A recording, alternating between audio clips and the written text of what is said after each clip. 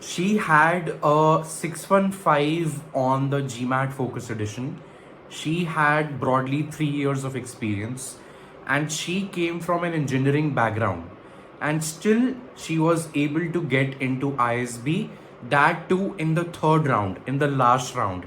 And in this video, I'll talk more about why she got into ISB, what she was able to highlight in her essays that helped her get an interview call, her interview conversation, and lessons from her journey for all of us who are applying with the school in this or the next admission cycle. So let's get started. As always, I'll not reveal or divulge the details of the candidate. I'll just give you a skeleton of their education, then work ex, then extracurriculars, then the essays, followed by my synthesis and analysis on how they got into the school. So let's get started. So she had graduated from IP University, and she had an okayish academic profile, 9.5 in 10th, 12th was 80%, which is average, and 89% in college.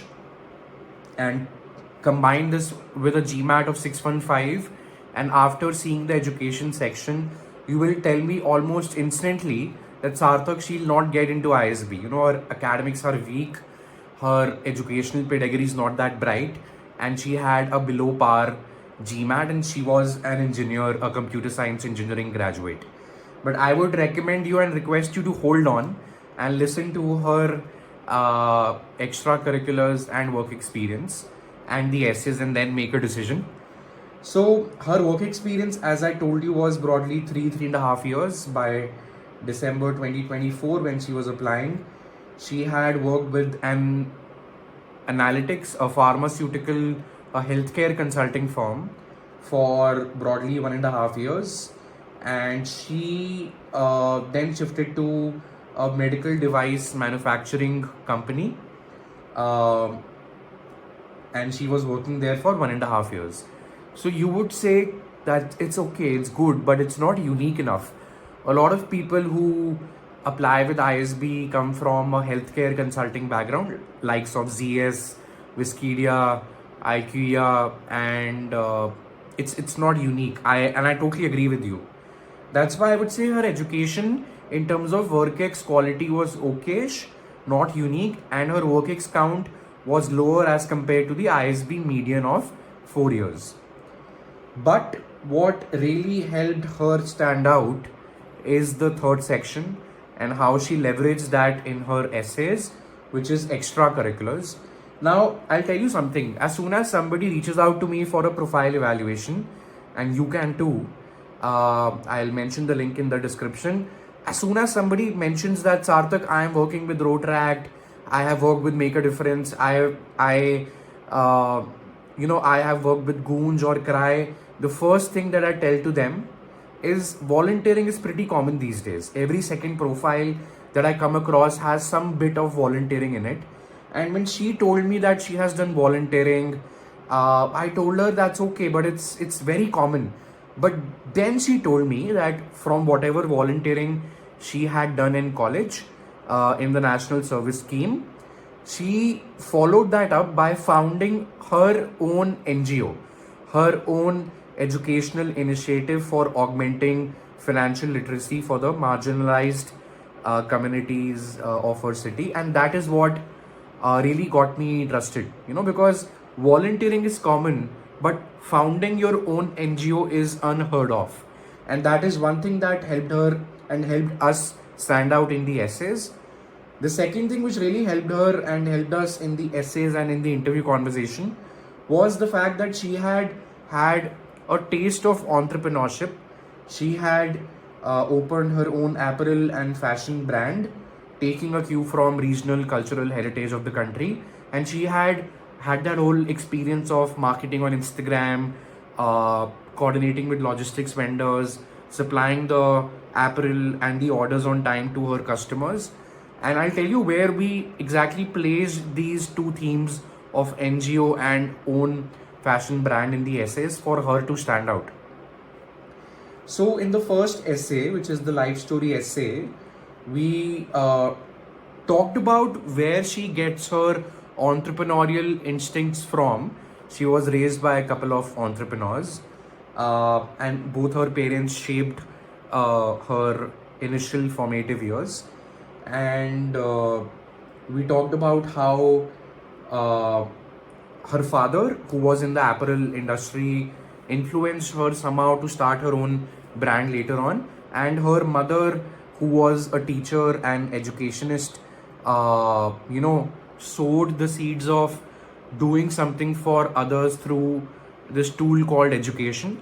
So in the second paragraph of the first essay, we talked about how she was able to contribute in national service scheme and the Swachh Bharat Abhiyan, and taking her learnings forward. She was able to found her own NGO, and how she was able to organize financial literacy workshops for women to augment their skills and monetize their passion. And that was the core part of her first essay, which is how her two parents, an educationist and an apparel entrepreneur, influenced her to start something of her own eventually. But the focal point of the first essay was volunteering, how Swachh Bharat Abhiyan and NSS combined helped her start her own initiative. That was one. The second essay, which is what intellectual experiences have influenced your approach to learning and revealed the need for you to do an MBA. That is where we talked about her apparel brand, her entrepreneurial side project on Instagram. So we talked about how she was able to start her own apparel brand, and the intent was to promote heritage products from different parts of the country. She started doing Instagram marketing. She listed her product on Amazon and Meesho. How did she come up with the pricing? How did she attract footfall on her Instagram page? She learned Facebook marketing, hired nano influencers. But despite her best efforts, she was not able to scale the brand beyond a certain revenue threshold. And this whole experience of doing something of her own in the fashion space, collaborating with suppliers, customers, getting a taste of marketing, despite her best efforts, she was not able to scale it because she lacked a formal business education. And that is what revealed the need for her to do an MBA. This was one of the two aspects that we talked about in her second essay. So what I wanted to highlight in this video was that don't get dejected if you have a very poor GMAT score, or if you are from a conventional background, if you don't have very good academics, or if you have had less than 4 years of experience. If that is the case, don't directly assume that you will be rejected. She applied in round 3, and I told her that we have less than 50% chances. But as soon as she got an interview call, and I believe she got an interview call because of these two aspects: founding her own NGO and tactically placing it in the first life story essay.